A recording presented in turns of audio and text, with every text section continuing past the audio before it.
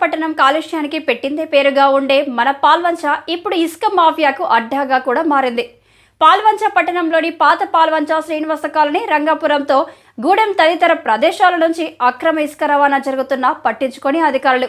అక్రమ ఇసుకకు అడ్డుకట్ట వేస్తున్న పుట్టుకొస్తున్న లారీలు, ట్రాక్టర్లు ఎవరి అండదండలు చూసుకొని ఈ మాఫియా జరుగుతుంది. ఈ అక్రమ ఇసుక రవాణాకు అడ్డుకట్ట వేసే అధికారులు లేరా, లేక వారి అండదండలతోనే నడుస్తున్నారా అంటూ టన్నుల కొద్ది ఇసుక రవాణా అవుతున్నా పట్టించుకొని అధికారులు.